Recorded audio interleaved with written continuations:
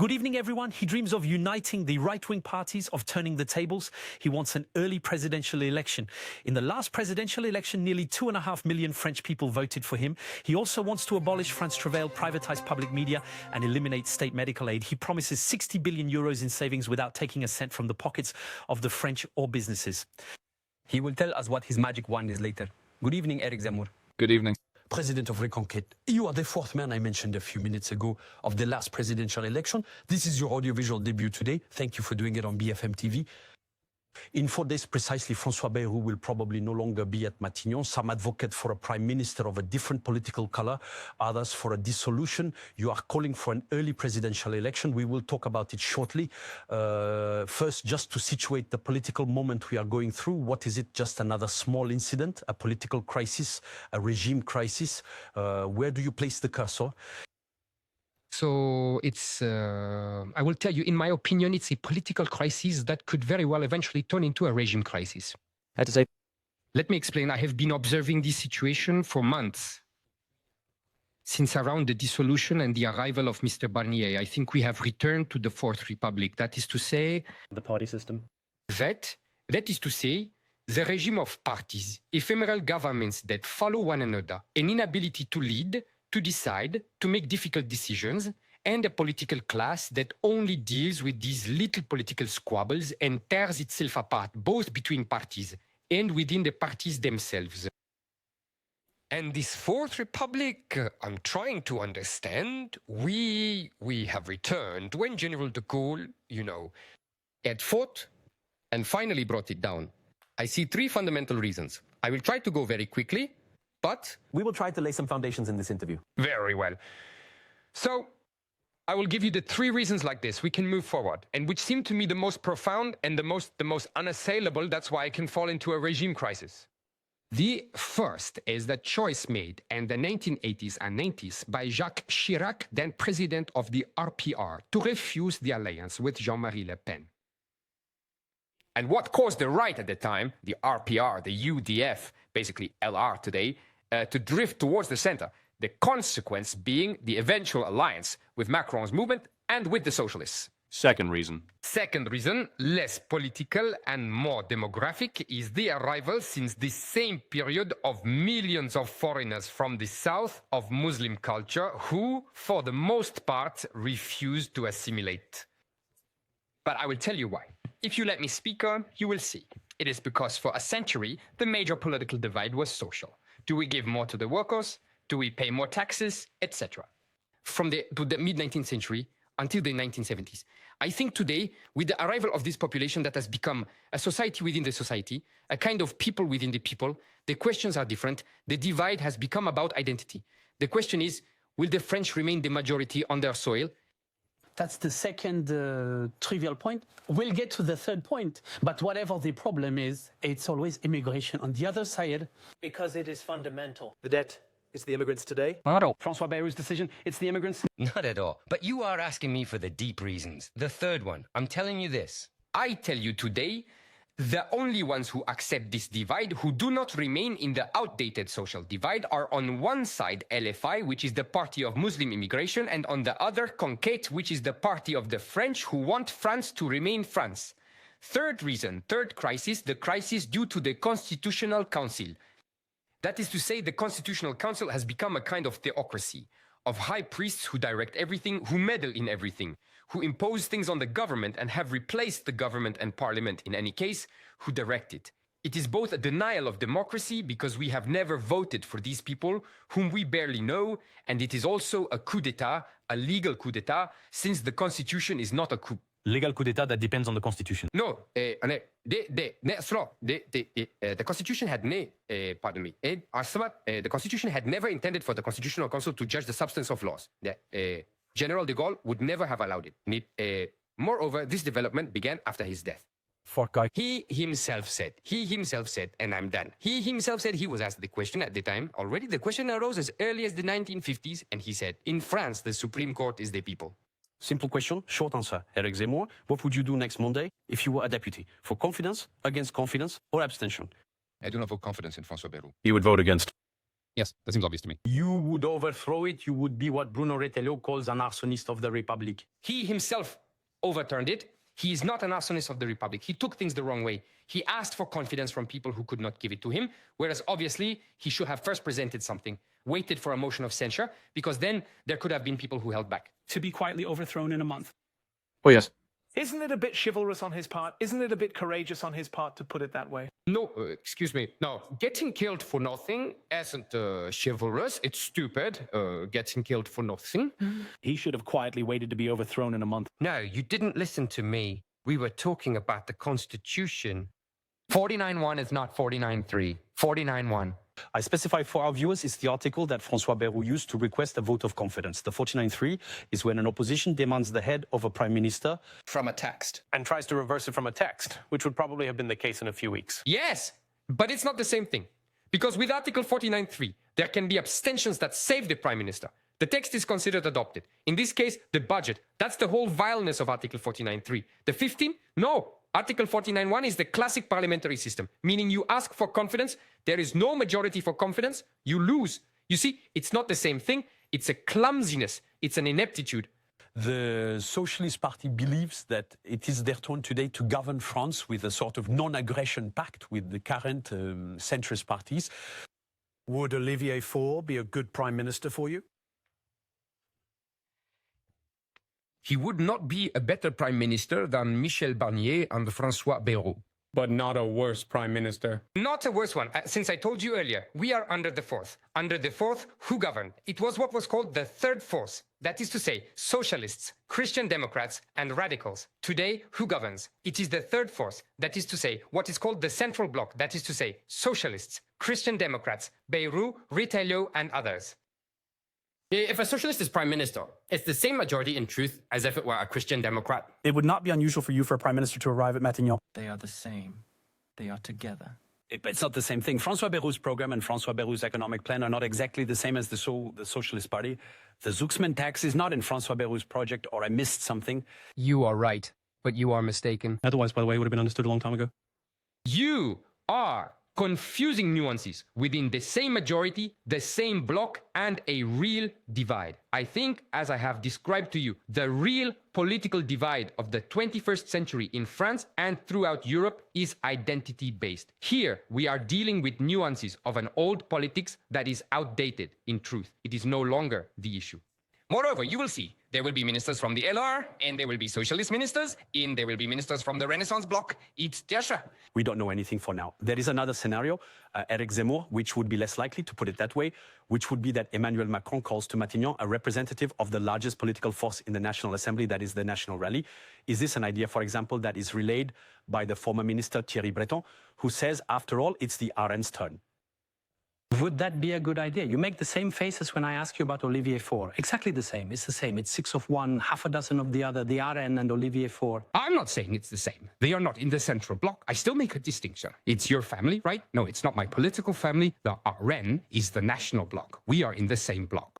It's the same bloc, but not the same family. Yes, it's not the same thing. I am not in the National Rally. I don't have a membership card for the National Rally. It's not my history. I was not in the National Front, even though I had a mutual friendship with Jean-Marie Le Pen. But Jordan Bardella, for example, is closer to your ideas than Marine Le Pen was. He is more liberal. No. I don't really know Jordan Bardella's liberalism. You know, I think it's more of a role-playing game. I'm sorry, huh? I think a lot about the voters of the Rassemblement National. When he is a business leader, I assure you, it does not go well. I think it's a role-playing game. Marine Le Pen is socialist, so Jordan Bardella calls himself liberal. Marine Le Pen says cutting civil servant expenses is a right-wing thing. Jordan Bardella says, no, we need to cut expenses. Marine Le Pen says, I have nothing in common with Milei, you know, the Argentine liberal. And Jordan Bardella, we're almost saying the opposite. I think it's a political role-playing game. I think once again of the voters of the National Rally and the whole national bloc. So there, you are right, it's my family. And those people are being deceived. I do not want to deceive them. I have one stance, not two. I don't do it at the same time. Does that mean you could or could not work with Jordan Bardella if he is prime minister? Same bloc, not the same family. It's the same bloc. That doesn't mean it's not the same party. If he arrives at Matignon, will you work with him or not? I am not a deputy, so I do not have to make that choice. No, sorry, he can call you even if you are not a deputy. He could be a minister. There's no need to be a deputy. He will not call you. No, because Marine Le Pen will forbid him. Would you like to work with him or not? No, but wait, I don't get into those considerations. Excuse me, I only answer certain questions. Those are silly hypotheses. Well, you are wrong. Well, you are wrong. Your presence, if the RN arrives at Matignon or that of Sarah Nafo, you haven't thought about it? You haven't considered it? Not at all, because I don't think the RN will make it to Matignon. For years and years, Eric Zemmour, you have been advocating for the union of the right. And yet, even just a few seconds ago, when you say Marine Le Pen is a socialist, it's not exactly praise you're giving her. You called her a socialist just moments ago. Here is what you said about the national rally a few days ago in the columns of the Journal du Dimanche. Its positioning neither right nor left will prevent it from solving the problems France faces. Stormy times require radical solutions, not half measures, strong characters, not timid ones. Marine Le Pen, she is timid. I think so. I think she has a strategy that she herself calls, by the way, demonization removal. She spent the presidential campaign saying that I was brutal, excessive, etc., that she was moderate. I think that's a mistake today. You know, there are times for everything. There are times for moderate temperaments. There are times for radical temperaments, because radicality is going to the root of the problems. I think that today, the French are ready and the situation is serious enough for radical solutions and not constant concessions. I think that the National Rally spends its time beyond its socialist line in economics, because it's not about you can put on a tricolor flag if you're socialist, you remain socialist. So I am not a socialist in economics. And moreover, I think that on the Islamization of the country, she has positions that I find timid, that's all. Eric Zemmour, the last time you spoke with Marine Le Pen, when was it? In June 2021. 4 years ago? Yes. No contact with her for 4 years. No, I spoke with her on the phone the day after the first round of the 2022 election, because she wanted to thank me, and she was right to do so, because I had called to vote for her in the second round without any negotiation, none at all, which she did not do against Nicolas Sarkozy in 2012, which cost us 5 years of François Hollande and 10 years of... No contact with Jordan Bardella. No contact, no. But then, who are you going to make the union of the right with? With yourself? No, not at all. Not at all. There is a party that weighs 30% today, and you say the phone obviously does not go through anymore. And anyway, they are socialists. With whom are you making the union? Wait. Marine Le Pen did not want to form an alliance with me during the legislative elections. You remember that, right? Neither in 2022, nor did they present a candidate against me, while I had not presented a candidate against her, nor against Eric Ciotti, I believe. And besides, he refuses any alliance with me. Very well. But Marine Le Pen, in any case, is against the union of the right. She says it herself. So, where are you looking? Why? Excuse me, the same question. No, there are two elections. There is the presidential and the legislative. You agree with that? Yeah, but Yes, there are others, but Let's go. the presidential election, anyone can run. It's completely legitimate. And then, on the evening of the first round, everyone should commit to calling for a vote for the other. That's what I did in 2022. That's what, I repeat, Marine Le Pen did not do in 2012, and what Bruno Retailleau and all of LR never did. Who called in 2017, as in 2022, for Emmanuel Macron? And we come to today, yes. Then is the legislative elections. So the presidential election today, and even tomorrow in 2027, there will be a candidate from Reconquête, there will be a candidate from the RN, there will be a candidate from LR. I think everyone should commit to calling to vote for the one who is ahead without discussion. I'm the only one proposing that, and I'm the only one doing it. You see that I try to be consistent. Then there are the legislative elections.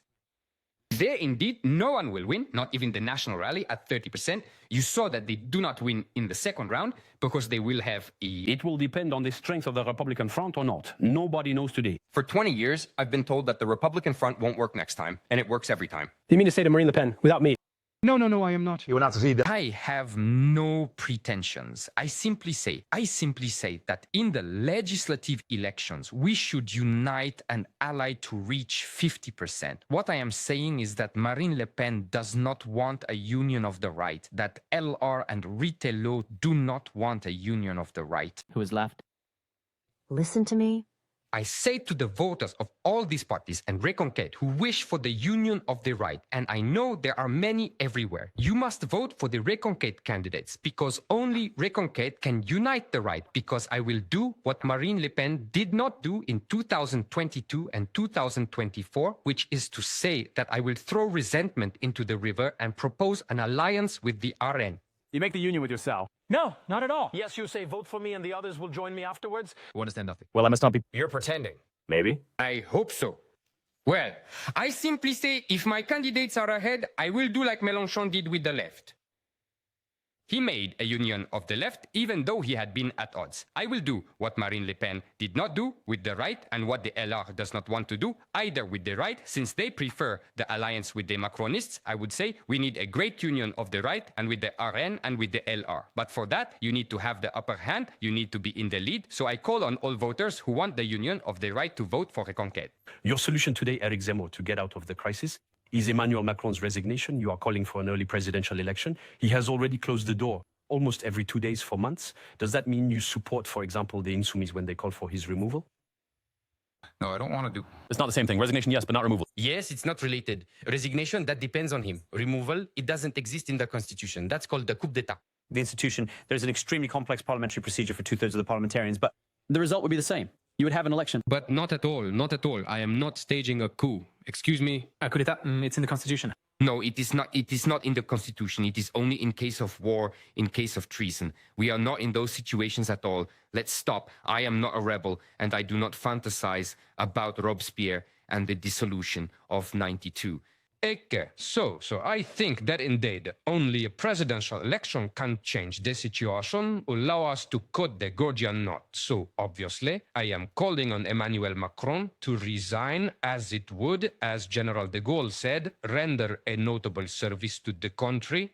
But I know, I suspect he won't do it. Nevertheless, it's the only solution. Since the legislative elections that are being called for here and there won't solve anything, we'll repeat the sad comedy of 2024. On the other hand, a presidential election could resolve this issue. I would like us to talk about the substance and the issue of the French debt.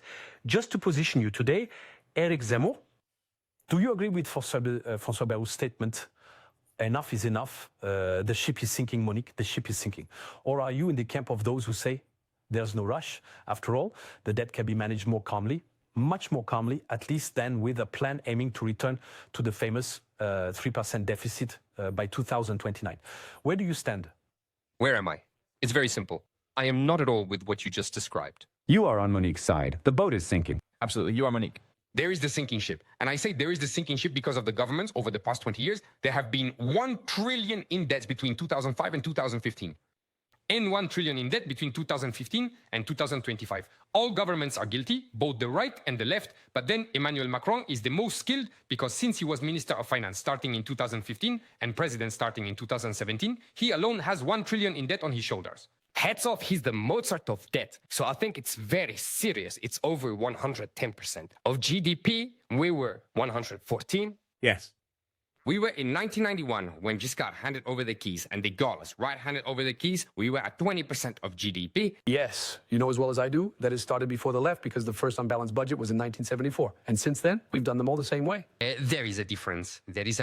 You are right, but there is a difference between having a very slight deficit, like there was in the 1970s. At that time, it was said to be the thickness of the line, and with 5-6% like in recent years. To be honest, the governments of François Mitterrand did not have 5 or 6%. They had between 2 and 3%. But at the time, it was much more serious because there was no euro. I ask you this question because I think... you are right. The debt is very serious and a plan is needed. So no. What I mean is that Emmanuel Macron, at the beginning, played with the debt. At that time, the European Central Bank was artificially lowering interest rates. So the rates at which we borrowed were ridiculous. Interest rates were very low each year. There you go. So he is in debt. He has indebted the country like crazy. And when the European Central Bank raised the rates to fight against inflation, well, he found himself in a tough spot. And yet he still hasn't changed his strategy. He kept saying that actually the problem wasn't the spending, it was the revenue. That's a major mistake. So today, Bayrou says, we need to cut spending.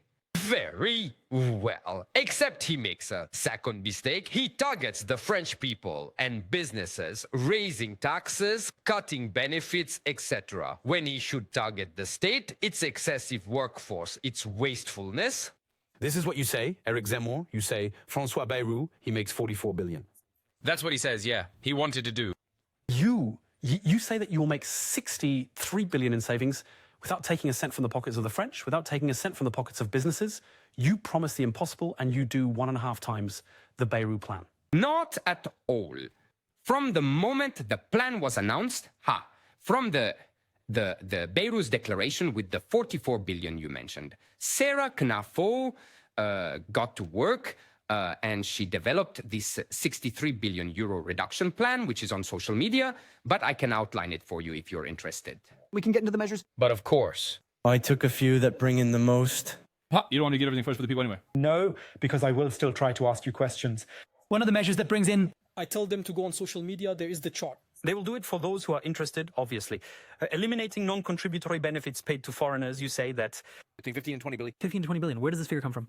Oh, well, it's very simple. You know, I had already talked about it during the presidential election. And at the time, journalists were asking me the same question as you. So there is an OECD study that was, I'll send it to you. Yes. The OECD reacted to your figures by saying they are unrealistic and absurd. Not all. Your own source. They themselves get 20 billion. No, the OECD said it was absurd. It's not true. It's not true. I'm sorry. I spent the entire presidential campaign quoting them. They never told me that. So it's false. Secondly, it's not just that, you know. When I debated with Bruno Le Maire, who was at the time Minister of Economy and Finance, he admitted to me himself that he was unable to give me a figure because his administration did not want to establish these figures. In fact, they are hiding them from us. Can I give you another source? You told me the OECD, that's not true. The National Family Allowance Fund, it's the one that pays that. You say 15 to 20 billion. It says, when we look at these figures, 9 billion per year for all allowances paid to foreigners, knowing that it includes others. 9 billion, you say 15 to 20 billion. Something doesn't add up. No, the CNAF tells you 9 billion because it does not take into account all the expenses. Because precisely... Yes, exactly. It even includes others. That's what it says. It even includes others. Yes, that's false. In truth, you know, we looked at these numbers a lot. Because already, during the presidential election, people like you who came to quibble over these numbers, we had 10 of them. I'm not nitpicking. 9 billion, 20 billion, it's not a small amount. Let me tell you something. 20 billion is a low figure. In my opinion, it's more. It's even more. Absolutely. You know, the National Old Age Insurance Fund for pensions admits today that it pays 40% of its minimum pension benefits to foreigners. Everything is like that. I continue. Eliminate most of the state agencies. I'll mention a few. No, not most state agencies, but many. Sorry, you are right. Many, not most. Arcom, France Travail, ADEM, the Environment Agency. To understand, well... Diana, housing. So, to understand clearly, the ADEM, for example, what are you eliminating? Are you just cutting the operating costs, the people who work there, or also the subsidies it provides? Wait, it's not the same system. Oh, well, no. Well, no. If you eliminate the ADEM, you keep the subsidies. For example, a question that people watching us tonight are asking, if you come to power, Ma Prime Renov, which depends on the ADEM, should continue to be received. We eliminate it too. Because in fact it's useless. It creates windfall effects. It costs the state enormously. And besides, actually they've stopped it. You see, each time they've reduced it. Yes, because precisely there were too many people requesting it. You're telling me. Because actually we need to stop that. It's a whole policy. That you're taking it step by step. That's very good. I answer you each time. There's no problem. I took the main ones. Sorry. Those that bring in the most, 15 to 20 billion for the first. The city policy, 8 billion. It was just after. Renewable energies, subsidies, 8 billion. We were talking about it. I tried to take it in order. State medical aid. 1 billion, 200 million. 1 billion, 200 million this year, to be precise. Does that mean for you, a person in an irregular situation should no longer be able to receive medical care in France, or should they be able to continue receiving care but pay? Well, if she pays, it's not the same thing. If she pays, it's not the same thing. Yes, of course. For now, it's free. But if she has no money, what does she do? Oh, no, she shouldn't be there to begin with. She should be sent back home. You know, the AME, we are the only country in the world to have such a generous system, the only country in the world. In other countries, people who do not work and cost France money when they are foreigners, and especially when they are undocumented, must be sent back home, even when they are regular. So you can imagine the undocumented ones. So I consider the AME dates back to 1998. We shouldn't scare people. Before 1998, when there was a foreigner, even an undocumented one, who was really very sick, they were treated. There was no epidemic caused by very sick foreigners. But you say we should no longer treat them. No, we must no longer Treat them for free. Because it has become a network, you understand? It has become a network. Do you think that candidates before crossing the Mediterranean? Yes, absolutely. Absolutely. There is a report that said exactly the opposite. A report written by, I simply finish without the words, by a man from the right and a man from the left, Patrick Stefanini, a man from the right who was close to Nicolas Sarkozy. He doesn't say that, I know him. Patrick Stephanie doesn't say exactly what you're saying. And who says we have no proof that it creates a pull factor? Yes, I'm telling you, it creates a huge pull effect because I studied, I looked into it, and you just have to check the Office of Immigration, the OID, which explains this very well. Go see their literature. And I can tell you that the AME, everyone knows it. All the doctors know it. It clogs up the hospitals. It clogs up, just look at all the hospitals in France. They are absolutely, it feels like we're treating all of Africa. All the French have this experience. They are often set aside to treat those people. And sometimes some are not treated. And some, I can tell you, I've heard such anecdotes, die because they prefer to treat foreigners, you know, because they are threatening. That exists in French hospitals. It's the reality of French hospitals today. So we need to stop. There are networks of Algerians, of Kosovars, of who knows what else that are organized to come and get treated for free in France. We need to stop. The government has just cut the AME. You heard it in recent days. Why ridiculous? No, but what he's doing is ridiculous. Why? It's too little. It needs to be eliminated. Remove it, fine. There is a country that removed the equivalent of state medical aid in recent years. It's Spain. There were studies afterwards on the effects of the removal of the AME removed between 2012 and 2015 in Spain. Studies showed that it increased the mortality of undocumented immigrants by 15%. Do you accept this figure? You say it scares them. They won't come to France anymore. Is that it? I say, we must not eliminate the AME and they must not come to France anymore. If they are indeed, if they are less assisted and pampered, they will no longer come. That's exactly what I want. We will talk about Ukraine again in a moment. Things are happening today in Paris. Just a clarification on what we said earlier about the presidential election, an early presidential election. You would be a candidate, obviously. We will see. I'm not going to announce my candidacy here. Could it be that? There will be a candidate from Reconquête. You or her? Listen, I love this question because it proves that in just a few months, while she was the only Reconquête deputy, she proved through her work, her energy, her talent, that now she could be asked to run for president. I am happy about it. But that's a decision you will have among yourselves. No, but it proves, listen to me, it proves how much people should vote for Reconquête deputies because they are hardworking and talented people. With one deputy, look at all that it does. But who will decide on the activists? Is it you in the privacy of the home? We will see. Do not worry. There is no primary inside. No, there is no primary, no. Well, during your back-to-school speech a few days ago, Eric Zemmour, you mentioned the media coverage of the war in Ukraine. You denounced, I quote, the excessive importance given to the war in Ukraine by the media machine. What does that mean? That means that during the presidential election from February 24th, the media only talked about the war in Ukraine.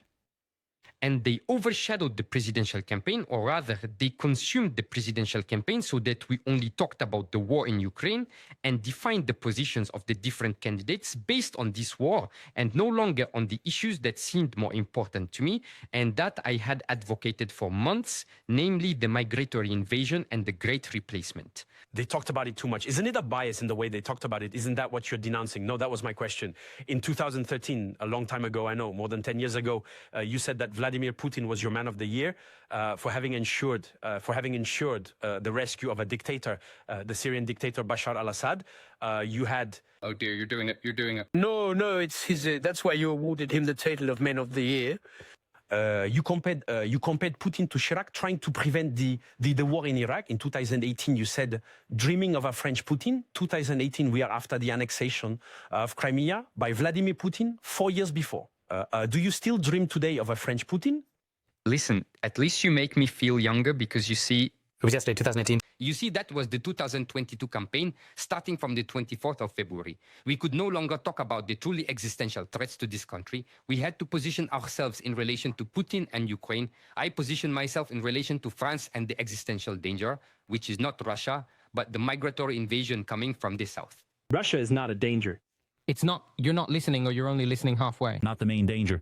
It is not the existential threat for France. It can be an adversary, it can be a danger, but as far as I know, it was not Russian soldiers who killed Lola, Thomas, Elias, or Philippine. There you go. These are not Russian soldiers killing our young French people. So we need to see what the other existential threat to France is. It's the great replacement and not Russia. Now, we can talk about Russia, we can talk about Ukraine. Go ahead. Well, let's talk about Ukraine, if you don't mind. There is a meeting today in Paris that decided on the principle of a peace force, a force that would be composed of a large number of countries, 26, I believe, to be precise, that would be ready to intervene on land, in the seas, in the sea, once a ceasefire is signed. Several countries, including France, have already said they are ready to send men on the ground in this peace force. You, President, would you send French soldiers to Ukraine?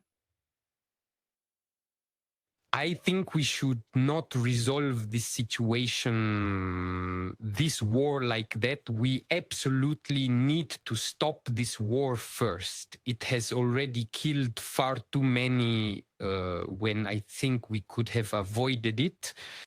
And we know today that Ukraine cannot win this war and that it is absolutely necessary to stop a war and make a peace that is acceptable to everyone. Why do you say she cannot win the war? Because all the French generals say it. You just have to read the newspapers, you know. All the French generals know it. Including if we help it militarily more. Even if we help it more militarily. That's a defeatist speech. No, it's not defeatist. You know, it's not France backing down. There are many French people who... It's not France that's leaving. During the Second World War, they said the war is lost, and finally. The war was lost in 40, and we won it in 44 with the Americans, but the Americans sent millions of boys, you know, I remind you. And the Russians, there were 20 million deaths against the Germans. So the war is lost for the Ukrainians, so they must... What must they do?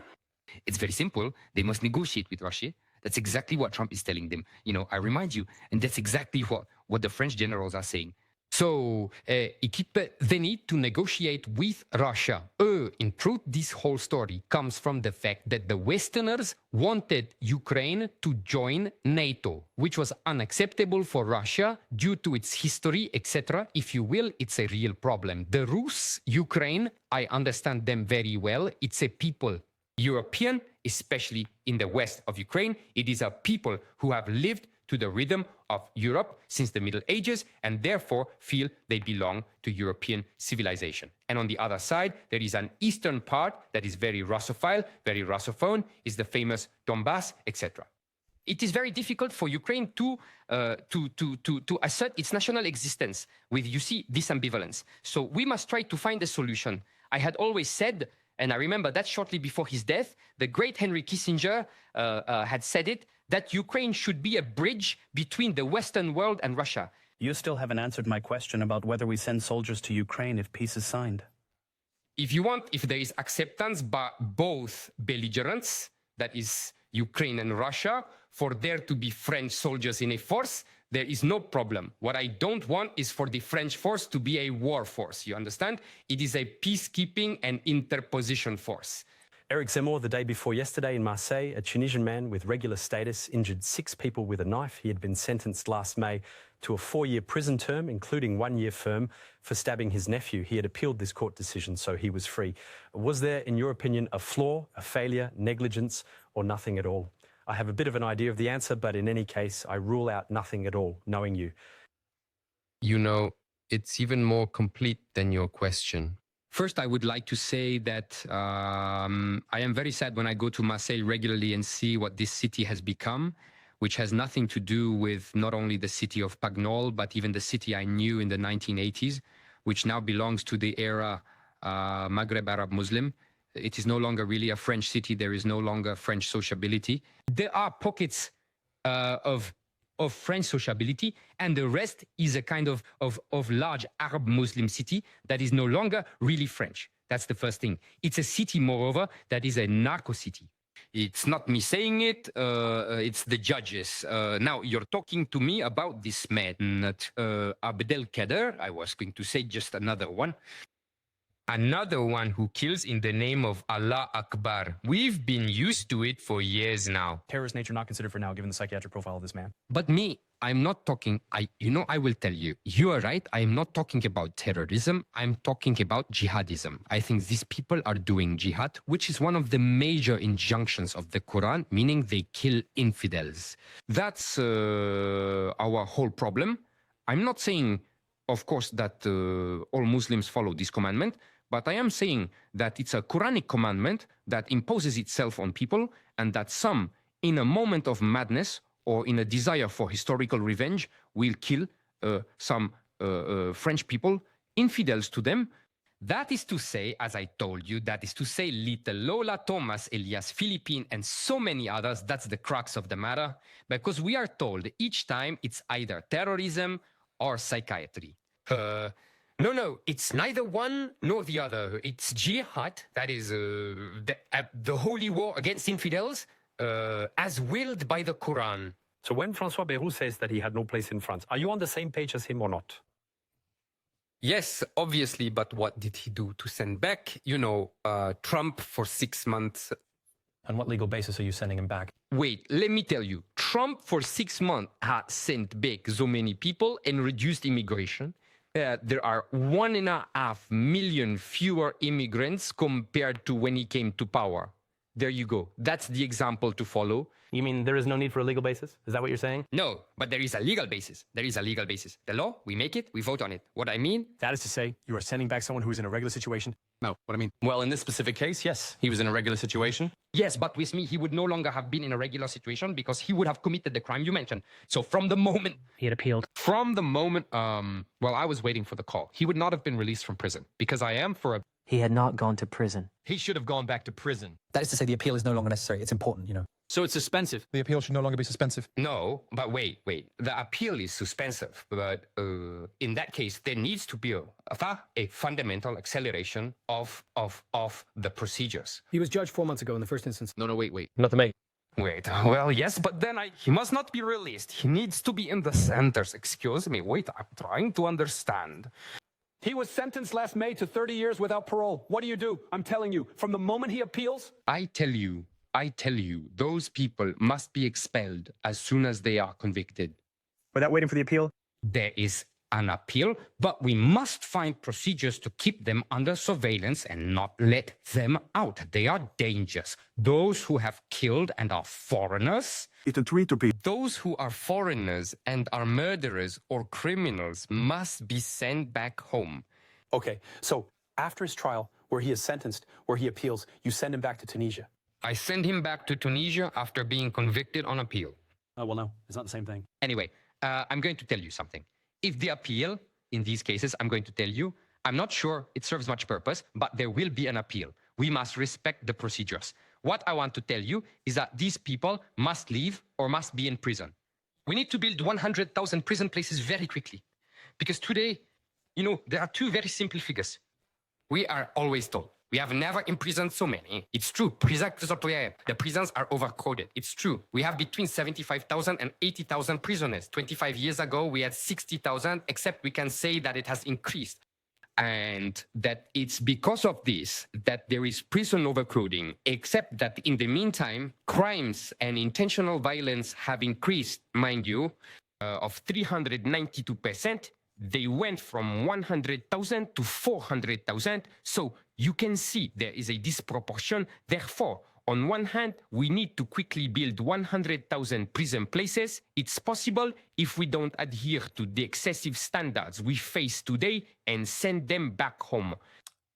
Eric Zemmour, you have just been definitively convicted for public insult of a racist nature against the former Canal Plus columnist Habsa Toussi. It was on a TV set in 2018.